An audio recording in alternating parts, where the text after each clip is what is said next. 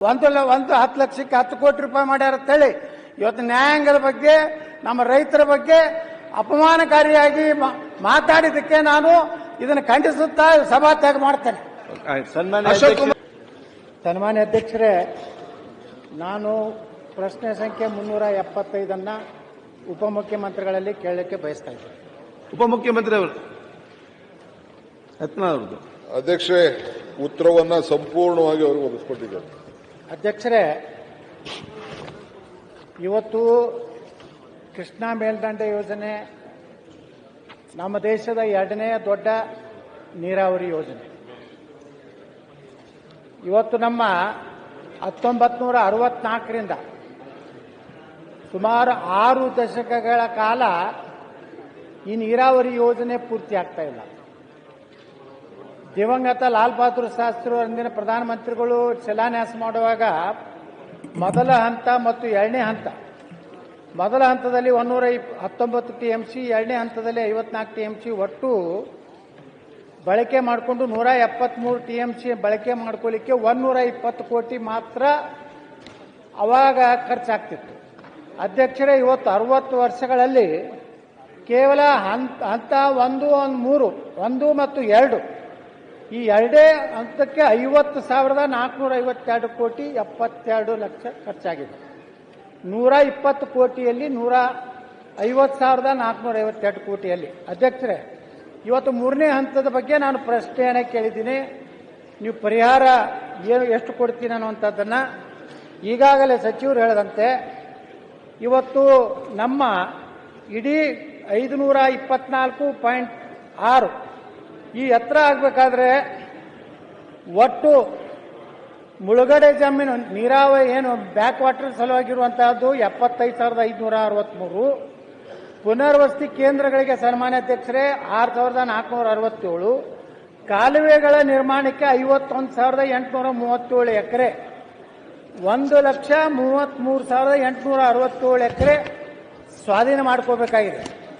ಅಧ್ಯಕ್ಷರೇ, ಇವತ್ತು ಮುಖ್ಯಮಂತ್ರಿಗಳು ಕರೆದಂತ ಸಂದರ್ಭದಲ್ಲಿ ಇವತ್ತು ಒಂದೇ ಹಂತದಲ್ಲಿ ಒಂದೇ ಕಂತಿನಲ್ಲಿ ನೀರಾವರಿ ಜಮೀನಿಗೆ 40 ಲಕ್ಷ, ಒಣ ಜಮೀನಿಗೆ 30 ಲಕ್ಷ ಹಾಗೂ ಕಾಲುವೆ ನಿರ್ಮಾಣ ಎಲ್ಲಿ ನೀರಾವರಿ ಇದೆ ಅಲ್ಲಿ 30 ಲಕ್ಷ, ಎಲ್ಲಿ ಒಣ ಬೇಸಾಯ ಇದೆ ಅಲ್ಲಿ 25 ಲಕ್ಷ, ಈ ರೀತಿ ಸುಮಾರು 70,000 ಕೋಟಿ ರೂಪಾಯಿ ಕೇವಲ ಕೃಷ್ಣಾ 3ನೇ ಹಂತದ ಮತ್ತು 524.256 ಎತ್ತರಕ್ಕೆ ಹೋಗಬೇಕಾದ್ರೆ 70,000 ಕೋಟಿ ಬರೇ ಭೂ ಸ್ವಾಧೀನಕ್ಕೆ ಬೇಕಾಗ್ತದೆ. ಅಧ್ಯಕ್ಷರೇ, ಇನ್ನು ಸೇತುವೆ ಕಾಲುವೆಗಳ ನಿರ್ಮಾಣ ಮತ್ತು ಆಲಮಟ್ಟಿ ಡ್ಯಾಮ್ ಎತ್ತರ ಮಾಡಬೇಕಾದ್ರೆ ಸುಮಾರು 50,000 ಕೋಟಿ ಅಂದ್ರೆ ಅಂದಾಜು ಇವತ್ತು ಕೃಷ್ಣಾ ಮೇಲ್ದಂಡೆ ಯೋಜನೆ ಪೂರ್ಣ ಆಗಬೇಕಾದ್ರೆ ಸುಮಾರು 1,20,000 ಕೋಟಿ ಬೇಕು. ಅಧ್ಯಕ್ಷರೇ, ಆದರೆ ನಾನು ಸನ್ಮಾನ್ಯ ಸಚಿವರಲ್ಲಿ ಕೇಳಿಕ್ಕೆ ಬಯಸ್ತಾ ಇದ್ದೀನಿ, ಇಂಥ ಒಂದು ದೊಡ್ಡ ಯೋಜನೆ ಇಡೀ ಉತ್ತರ ಕರ್ನಾಟಕ ಅಲ್ಲ, ತುಮಕೂರು ಭಾಗದವರೆಗೆ 70% ತನ್ನ ಕೃಷ್ಣಾ ಕೊಳ್ಳ ಏನಂತೇಳಿ ನಾವು ಕರೆಸ್ಕೋತಾ ಇದೆ. ಇದಾದರೆ ಶಾಶ್ವತವಾಗಿ ಉತ್ತರ ಕರ್ನಾಟಕದಲ್ಲಿ ಕುಡಿ ನೀರಿನ ಸಮಸ್ಯೆ, ಕೈಗಾರಿಕೆಗಳಿಗೆ ನೀರು, ಭೂಮಿಗೆ ನೀರು, ಇಡೀ ಉತ್ತರ ಕರ್ನಾಟಕ ಒಂದು ಅಭಿವೃದ್ಧಿ ಆಗುವಂತಹ ಒಂದು ಮಹತ್ತರ ಯೋಜನೆಯಲ್ಲಿ ಇವತ್ತು ಸರ್ಕಾರ ಹೇಳಿದಂತೆ ಏನು 40 ಲಕ್ಷ 30 ಲಕ್ಷ ಏನು ಕೊಡ್ತೀನಿ ಅಂತಿದ್ದಾರೆ. ಆದರೆ ದುರ್ದೈವನಂದ್ರೆ ಅಧ್ಯಕ್ಷರೇ, ಇನ್ನೂವರೆಗೂ ಏನವರು ಅವರೇ ಮಾನ್ಯ ಮುಖ್ಯಮಂತ್ರಿಗಳ ಅಧ್ಯಕ್ಷತೆಯಲ್ಲಿ ಉಪಮುಖ್ಯಮಂತ್ರಿಗಳ ನೇತೃತ್ವದಲ್ಲಿ ಕರೆದಂತಹ ಸಭೆಯಲ್ಲಿ ನಾವು 40 ಲಕ್ಷ ಒಂದೇ ಟೈಮ್ ಪರಿಹಾರ ಕೊಡ್ತೀವಿ, 30 ಲಕ್ಷ ಒಣ ಬೇಸಾಯದಲ್ಲಿ ಕೊಡ್ತೀನಿ ಅಂತಿದ್ರು. ಇನ್ನೂವರೆಗೂ ಯಾವುದೇ ಪ್ರಕ್ರಿಯೆ ಆಗಿಲ್ಲ. ನಾ ಪ್ರಶ್ನೆ ಮಾಡೋದೇನೆಂದ್ರೆ, ಈ ಉತ್ತರ ಕರ್ನಾಟಕದ ಜೀವನದಿಯಾದಂಥ ಕೃಷ್ಣೆಯ ಈ ಆಲಮಟ್ಟಿ ಯೋಜನೆಯನ್ನು ಎಷ್ಟು ದಿವಸಗಳೊಳಗೆ ಮುಗಿಸ್ತೀರಿ? ಇದಕ್ಕೆ ಬೇಕಾದಂತಹ ಸುಮಾರು 1,10,000 ಕೋಟಿ ರೂಪಾಯಿ ಯಾವ್ಯಾವ ಮೂಲದಿಂದ ಸಂಗ್ರಹ ಮಾಡ್ತೀರಿ? ಇದಕ್ಕೊಂದು ಟೈಮ್ ಫಿಕ್ಸ್ ಮಾಡಿ, ಒಂದು ನಿಗದಿ ಮಾಡಿ, ನೀವು ಯಾವುದಾದ್ರೂ ವಿಶ್ವ ಬ್ಯಾಂಕ್ನಿಂದ ಅಥವಾ ಯಾವುದಾದ್ರೂ ಮೂಲದಿಂದ ತಗೊಂಡು ಈ ಯೋಜನೆಯನ್ನು ಎಷ್ಟು ದಿವಸದೊಳಗೆ ಪೂರ್ತಿ ಮಾಡ್ತೀರೋ ಅನ್ನೋ ಪ್ರಶ್ನೆಗೆ ಉತ್ತರ ಕೊಡಬೇಕಂತ ಕೇಳ್ಕೊಳ್ತಾ ಇದ್ದೇನೆ. ಅಧ್ಯಕ್ಷರೇ, ಹಿರಿಯ ಶಾಸಕರಂತ ಬಸವಗೌಡ ಪಾಟೀಲ್ ಯತ್ನಾಳ್ರವರು ನಮ್ಮ ಸರ್ಕಾರದ ಬಹಳ ದೂರದೃಷ್ಟಿಯ ಯೋಜನೆಯ ಬಗ್ಗೆ ಚರ್ಚೆ ಮಾಡಿದ್ದಾರೆ. ಬಹುಶಃ ನಮ್ಮ ಸರ್ಕಾರ ನಾವು ಬಂದ್ಮೇಲೆ ಸಿದ್ದರಾಮಯ್ಯನವರು ನಾವು ಎಲ್ಲ ಕೂತ್ಕೊಂಡು ಈ ತೀರ್ಮಾನ ನಾವೇನು ತೆಗೆದುಕೊಂಡಿದ್ದೇವೆ, ಬಹುಶಃ ಯಾರು ಇಂಥ ಧೈರ್ಯ ಮಾಡಿರಲಿಲ್ಲ. ಸಿದ್ದರಾಮಯ್ಯನವರು ನಾವು ಎಲ್ಲ ಕೂತ್ಕೊಂಡು ಎಲ್ಲ ಶಾಸಕರನ್ನ ಕರೆದು ಕೂತ್ಕೊಂಡು ಚರ್ಚೆ ಮಾಡಿ ಹಿಂದೆ ಬೊಮ್ಮಾಯಿಯವರ ಕಾಲದಲ್ಲಿ ಏನಾಗಿತ್ತು ಅದನ್ನ ಮಾರ್ಪಾಟ್ ಮಾಡಿ ಇದನ್ನ ಈ ರೂಪಕ್ಕೆ ತೆಗೆದುಕೊಂಡು ಬಂದಿದ್ದೇವೆ. ಇದಲ್ಲದೆ ನಾನು ಸುಮಾರು 3 ಸತಿ ನಿಮ್ಮ ಸೋಮಣ್ಣವರು ಇದ್ರು, ಹೋಗಿ ಸೆಂಟ್ರಲ್ ಮಿನಿಸ್ಟರ್ ಭೇಟಿ ಮಾಡಿ 3 ಸತಿ ಡೇಟ್ ಫಿಕ್ಸ್ ಆಗಿತ್ತು. ಡೇಟ್ ಫಿಕ್ಸ್ ಆದಂತ ಸಂದರ್ಭದಲ್ಲಿ ಒಂದ್ ಸತಿ ಮಹಾರಾಷ್ಟ್ರದವರು ಅವಾರ್ಡ್ ಆಗಬೇಕು ಅಂತ, ಫಸ್ಟ್ ಅವಾರ್ಡ್ ಮಾಡಿಸ್ಬೇಕು ಅಂತ ಅವಾರ್ಡ್ ಮಾಡೋದನ್ನ 2013ರಿಂದ ಇವತ್ತವರೆಗೂ ಅವಾರ್ಡ್ ಪಾಸ್ ಮಾಡ್ತಾ ಇಲ್ಲ. ಅವಾರ್ಡ್ ಆಗಬೇಕು ಅಂತೇಳಿ ನಾವು ಪ್ರಯತ್ನ ಮಾಡಿ ಕೊನೆಗೆ ಒಂದ್ಸತಿ ಮಹಾರಾಷ್ಟ್ರವರು ಅಡ್ಡ ಹಾಕಿದ್ರು. 2ನೇ ಸತಿ ನಾನಿಲ್ಲಿ ದಾಖಲೆ ಇಡ್ತಾ ಇದ್ದೀನಿ, 2ನೇ ಸತಿ ಆಂಧ್ರ ಪ್ರದೇಶ ಅವರು ಇದನ್ನ ನಿಲ್ಲಿಸಿದ್ರು. ಮತ್ತೆ ಮಿನಿಸ್ಟರ್ ನನಗೆ ಬರೆದಿದ್ದಾರೆ, ಕೆಲವರು ಕಾರಣಾಂತರದಿಂದ ನಾನು ಮುಂದೂಡಿದ್ದೀನಿ ಅಂತೇಳಿ ತಿಳಿಸಿದ್ದಾರೆ. ನಾವು ಇದಕ್ಕೆ ಬದ್ಧವಾಗಿದ್ದೇವೆ. ಎಲ್ಲಾರು ದುಡ್ಡು ತರ್ತೀವೋ ಏನ್ ಮಾಡ್ತೀವೋ ಅದಕ್ಕೆಲ್ಲ ಈಗಾಗಲೇ ನಾವು ಪ್ಲಾನ್ ಆಫ್ ಆಕ್ಷನ್ ಹಾಕೊಂಡಿದ್ದೀವಿ. ವರ್ಷಕ್ಕೆ 15,000, 17,000, 20,000 ಕೊಡಬೇಕು, ಈ 70,000 ಕೋಟಿ ರೂಪಾಯಿಲಿ ಅಂತೇಳಿ ಒಂದು 3-4 ವರ್ಷದಲ್ಲಿ ಲ್ಯಾಂಡ್ ಅಕ್ವಿಷನ್ ಮಾಡಬೇಕು ಅಂತ ಹೊರಟುಬಿಟ್ಟಿದ್ದೀವಿ. ಮುಂದಕ್ಕೆ ಈಗಾಗಲೇ ಕೆಲವು ಕೆಲಸಗಳು ಕೂಡ ಕೆಲವು ಕಡೆ ಪ್ರಾರಂಭ ಆಗ್ತಾ ಇದೆ. ತಮಗೆ ನಾನು ಹೇಳೋದು, ತಮ್ಮ ಏನು ಒತ್ತಡ ಏನಿದೆ, ತಾವೆಲ್ಲ ನಾವು ಬಹಳ ಡೆಲ್ಲಿಯಿಂದ ಒತ್ತಡ ನಮ್ದಿಗೆಲ್ಲ ಇದಾರೆ ಸ್ನೇಹಿತರು ಅಂತ ಹೇಳಿದಿರಲ್ಲ, ಹೇಳ್ಬಿಟ್ಟು ಈ ಅವಾರ್ಡ್ನ ಪಾಸ್ ಮಾಡಿಸಿ ಕೂಡಲೇ ಇದನ್ನ ಸಾಲನೋ ಸೋಲನೋ ತಂದು ಏನೋ ಮಾಡಿ ಯಾವ್ದಾದ್ರು ಸ್ಕೀಮ್ ಕ್ರಿಯೇಟ್ ಮಾಡಿ ಈ ಪ್ರಾಜೆಕ್ಟ್ ನ ಆದಷ್ಟು ಜಲ್ದಿ ಮುಗಿಸಕ್ಕೆ ನಾವು ಪ್ರಯತ್ನ ಮಾಡೋಣ. ಅಧ್ಯಕ್ಷರೇ, ಈಗ ಸಚಿವರು ಹೇಳಿದ್ರು ಕೇಂದ್ರ ಸರ್ಕಾರದ ಬಗ್ಗೆ. ಈಗಾಗಲೇ ಹಿಂದೆ ಬೊಮ್ಮಾಯಿಯವರು ಸಹಿತ ಪ್ರಯತ್ನ ಮಾಡಿ ಜಮೀನಿಗೆ ಅವತ್ತಿನ ಕಾಲಕ್ಕೆ ಅನುಗುಣವಾಗಿ ಏನು ಪರಿಹಾರ ಕೊಡಬೇಕನ್ನೋಂಥದ್ದನ್ನು ಪ್ರಾರಂಭ ಮಾಡಿದ್ರು. ಆದರೆ ಒಬ್ಬ ಹಿರಿಯ ಶಾಸಕರು ಇಲ್ಲ ನಮ್ಮ ಸರ್ಕಾರ ಬಂದರೆ 50 ಲಕ್ಷ ರೂಪಾಯಿ ಎಕರೆನ ಕೊಡಿಸ್ತೀನಿ ಅಂತೇಳಿ ತಡೆ ಒಡ್ಡಿ ಇವತ್ತು ಈ ಸರ್ಕಾರದಲ್ಲಿ ಆದರೂ ಮುಖ್ಯಮಂತ್ರಿ ಸಿದ್ದರಾಮಯ್ಯನವರ ನೇತೃತ್ವದಲ್ಲಿ ಒಂದು ರೈತರು ಸಹ ಒಪ್ಪಿಕೊಂಡ ಮೇಲೆ ಈ ಒಂದು ಪರಿಹಾರವನ್ನು ನೀವು ಕೊಡ್ತೀನಿ ಅಂತ ಘೋಷಣೆ ಮಾಡಿದ್ದೀರಿ. ಆದರೆ ಕೇಂದ್ರ ಸರ್ಕಾರದ ಜೊತೆಗೆ ಏನೇನು ಸಮಸ್ಯೆ ಇದೆ, ಮುಖ್ಯಮಂತ್ರಿಗಳ ನೇತೃತ್ವದಲ್ಲಿ ಪ್ರಧಾನಮಂತ್ರಿಗಳನ್ನ ನೀರಾವರಿ ಸಚಿವರನ್ನ ಭೇಟಿಯಾಗುವಂಥ ಕೆಲಸ ನೀವು ಮಾಡಬೇಕು. ಅದರ ಜೊತೆಗೆ ನಾವು ಸಹ ಉತ್ತರ ಕರ್ನಾಟಕದ ಎಲ್ಲ ಶಾಸಕರು ಪಕ್ಷಾತೀತವಾಗಿ ನಾವು ದಿಲ್ಲಿಗೆ ಬರ್ಲಾಗ್ತಾ ಇದ್ದೀವಿ. ಈ ಒಂದು ಯೋಜನೆ ಸಲುವಾಗಿ ಕೇಂದ್ರ ಸರ್ಕಾರ ಮೇಲೆ ನಾವು ವಿನಂತಿ ಮಾಡಿಕೊಂಡು ಒತ್ತಡ ಹಾಕ್ಲಾಗ್ತಾ ಇದ್ದೀವಿ.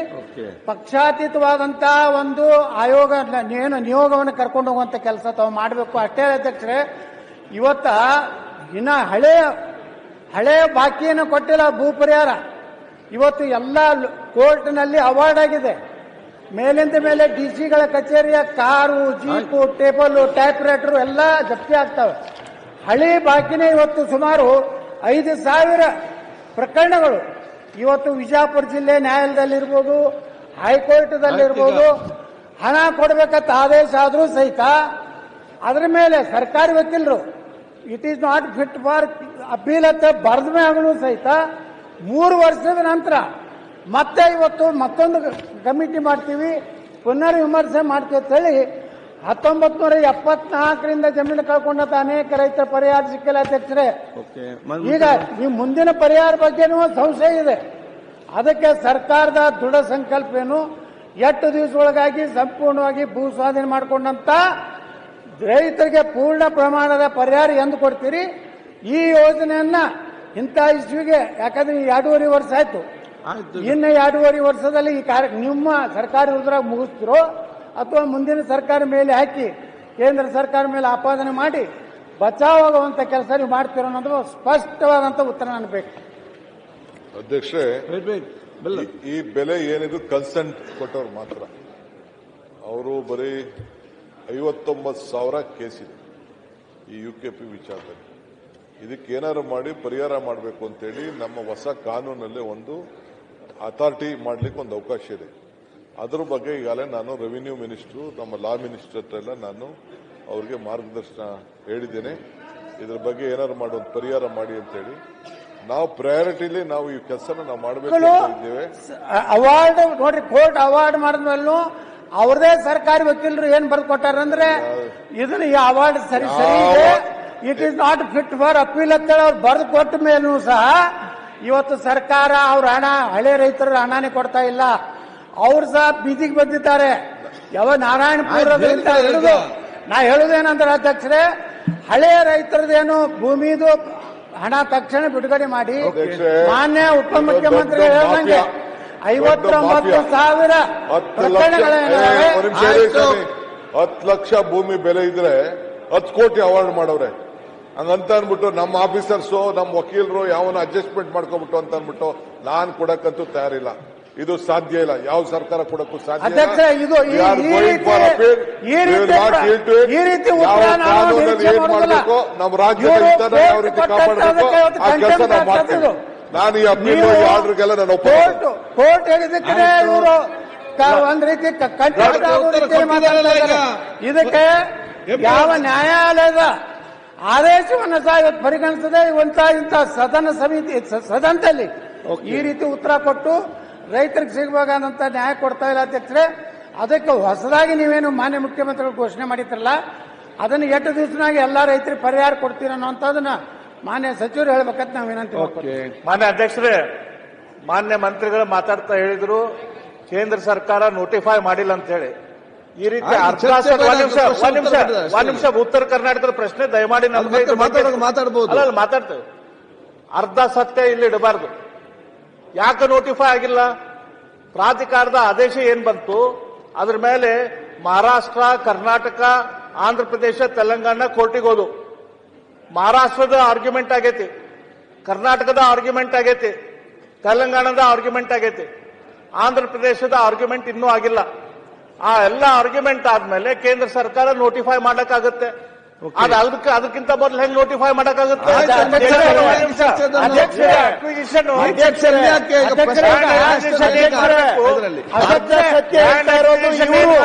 ಅರ್ಧ ಸತ್ಯ ಹೇಳ್ತಾರೆ. ಆದ್ರೆ ಕೋರ್ಟ್ ಎಲ್ಲೂ ಕೂಡ ಅಧಿಸೂಚನೆ ಹೊರಡಿಸಬೇಡಿ ಅಂತ ಎಲ್ಲೂ ಹೇಳಿಲ್ಲ, ಸ್ಟಾಟಸ್ ಕೋ ಕೊಟ್ಟಿಲ್ಲ, ಸ್ಟೇ ಕೊಟ್ಟಿಲ್ಲ. ಅಧಿಸೂಚನೆ ಹೊರಡಿಸ್ಲಿಕ್ಕೆ, ಗೆಜೆಟ್ ಮಾಡಲಿಕ್ಕೆ, ನೋಟಿಫೈ ಮಾಡಲಿಕ್ಕೆ ಯಾವುದು ನಿಬಂಧನೆ ಇಲ್ಲ. ಆರ್ಗ್ಯುಮೆಂಟ್ ಮಾಡಿದೆ argument. However the award can be is fit to be notified.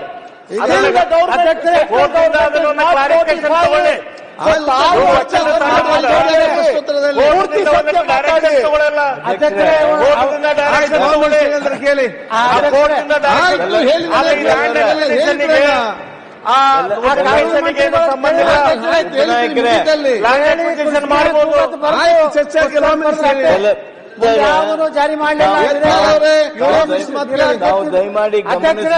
ನನ್ನ ಮಾತು ಅಂದ್ರೆ ಇವತ್ತೇನು ಮಾನ್ಯ ಉಪಮುಖ್ಯಮಂತ್ರಿಗಳು ಕೋರ್ಟುಗಳು ಕೊಟ್ಟಂತದನ್ನ ಒಪ್ಪುವುದಿಲ್ಲ, 10 ಲಕ್ಷಕ್ಕೆ 10 ಕೋಟಿ ರೂಪಾಯಿ ಮಾಡ್ಯಾರ ಅಂತೇಳಿ ಇವತ್ತು ನ್ಯಾಯಾಂಗದ ಬಗ್ಗೆ, ನಮ್ಮ ರೈತರ ಬಗ್ಗೆ ಅಪಮಾನಕಾರಿಯಾಗಿ ಮಾತಾಡಿದ್ದಕ್ಕೆ ನಾನು ಇದನ್ನು ಖಂಡಿಸುತ್ತಾ ಸಭಾತ್ಯಾಗ ಮಾಡ್ತೇನೆ. ಸನ್ಮಾನ್ಯ ಅಶೋಕ್ ಕುಮಾರ್ ರೈ, ಮಾನ್ಯ ಉಪನಾಯಕರು ಬೆಲ್ಲದವರು ಆ ನೋಟಿಫಿಕೇಶನ್ ಆಗದೆ ಇರೋದಕ್ಕೆ ನೀವೇನೇನೋ ಸಬೂಬು ಕೊಟ್ರಿ. ಕೋರ್ಟ್ನಲ್ಲಿದೆ, ಆರ್ಗ್ಯುಮೆಂಟ್ ಆಗ್ಯಾವು, ಆ ಆರ್ಗ್ಯುಮೆಂಟ್ ಮುಗಿದ ಮೇಲೆ ಆಮೇಲೆ ನಾವು ಮಾಡ್ತಾರ, ಅಥವಾ ನೀವು ಕೋರ್ಟ್ನಿಂದ ಕ್ಲಾರಿಫಿಕೇಶನ್.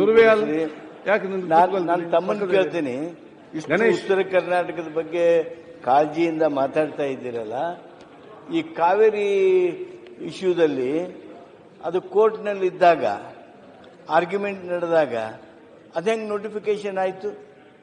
ಮಾದಾಯಿ ವಿಚಾರದಲ್ಲಿ ಅದೇಂಗ್ ನೋಟಿಫಿಕೇಶನ್ ಆಯಿತು? ಇದಕ್ಕೆ ಯಾಕೆ ಬರುತ್ತೆ? ದಯಮಾಡಿ ಸತ್ಯವನ್ನ ಸಂಪೂರ್ಣ ಬಿಚ್ಚಿಡಿ. ಹಾಗೂ ನಮ್ಮ ಉತ್ತರ ಕರ್ನಾಟಕಕ್ಕೆ ಆಗ್ತಕ್ಕಂಥ ಅನ್ಯಾಯ ಬಂದಾಗ ಅದಕ್ಕೆ ರಾಜಕೀಯ ಮಾಡೋದಕ್ಕೆ ನಾವ್ಯಾರು ಬಯಸೋದು ಬೇಡ ಅಂತ ಹೇಳಿ ತಮ್ಮಲ್ಲಿ ಹೇಳ್ತೀವಿ. ಸರ್, ಮಾದಾಯಿ ವಿಚಾರದಲ್ಲಿ ಅದ್ರ ಬಗ್ಗೆ ಕರ್ನಾಟಕದ ಚರ್ಚೆ ಬಂದಾಗ ಪೂರ್ತಿಯಾಗಿ ಅಶೋಕ್ ಕುಮಾರ್ ರೈ, ಆದ್ರೆ ಮಹದಾಯದಲ್ಲಿ ಎನ್ವೈರನ್ಮೆಂಟಲ್ ಕ್ಲಿಯರೆನ್ಸ್ ಬಂದ ಮೇಲೆ ನಮ್ಮ ಮುಖ್ಯಮಂತ್ರಿಗಳು ಹೇಳಿದ್ರು ನೋಟಿಫೈ ಮಾಡೋದಿಲ್ಲ.